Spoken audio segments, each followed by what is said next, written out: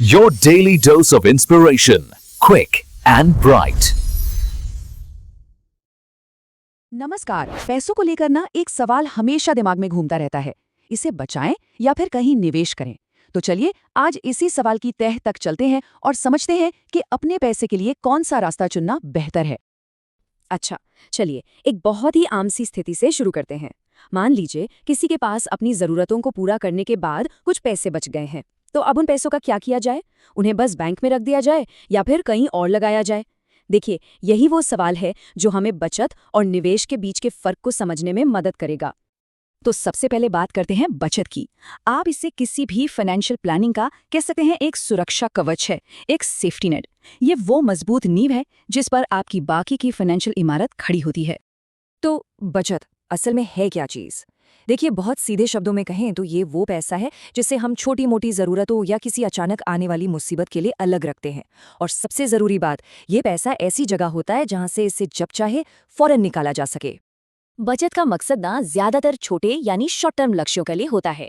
जैसे मान लीजिए 1-2 साल में कोई गाड़ी खरीदनी है या कहीं छुट्टियों पर जाना है। इसकी सबसे बड़ी खूबी ये है कि इसमें रिस्क यानी जोखिम लगभग 0 होता है और पैसा भी फौरन हाथ में आ जाता है। लेकिन हाँ, इसका एक दूसरा पहलू भी है। इस पर जो रिटर्न मिलता है वो अक्सर काफी कम होता है।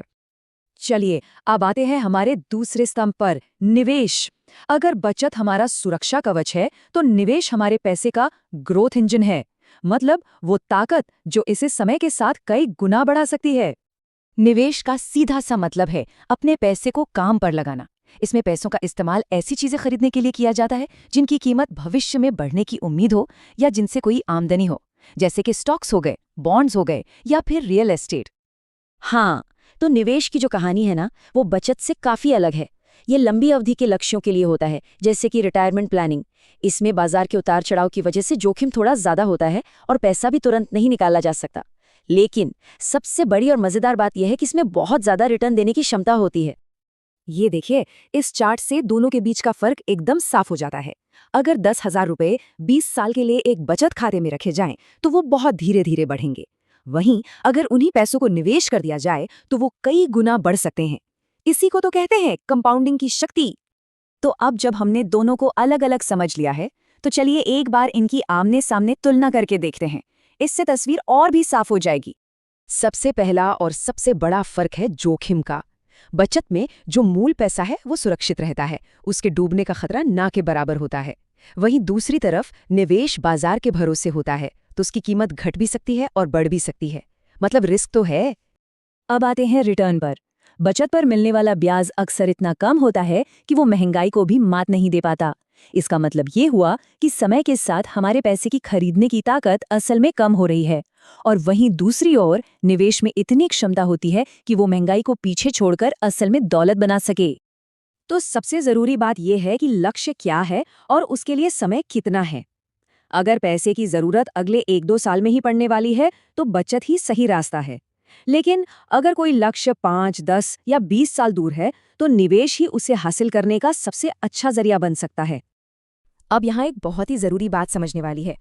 अक्सर लोग सोचते हैं कि ये बचत बनाम निवेश की लड़ाई है, पर ऐसा बिल्कुल नहीं है। असल में ये दोनों एक टीम की तरह काम करते हैं। तो ये बचत बनाम निवेश नहीं, बल्कि बचत और निवेश है। तो फिर सवाल ये उठता है कि ये दोनों एक साथ काम कैसे करते हैं। देखिए, एक अच्छी फाइनेंशियल योजना में दोनों की अपनी अपनी बहुत खास जगह होती है। चलिए देखते हैं कैसे। एक कामयाब रणनीति कुछ इस तरह की दिखती है। पहला कदम, बचत से एक इमरजेंसी फंड बनाना। ये हमारा सुरक्षा कवच है। दूसरा कदम, आने वाले कुछ सालों की जरूरतों के लिए बचत करना, जैसे कार या छुट्टियों के लिए। और जब ये दोनों चीजें अपनी जगह पर हों, तब आता है तीसरा कदम, लंबे समय के लक्ष्यों जैसे रिटायरमेंट के लिए निवेश करना। अगर इस पूरी बातचीत का निचोड़ एक लाइन में निकालना हो तो वो ये है, बचत हमारे आज को सुरक्षित रखती है और निवेश हमारे आने वाले कल को बनाता है। तो अब जब बचत और निवेश इन दोनों शक्तिशाली तरीकों की समझ है, तो सोचने वाली बात यह है कि इन दोनों का सही संतुलन बनाकर एक मजबूत और शानदार वित्तीय भविष्य कैसे बनाया जा सकता है।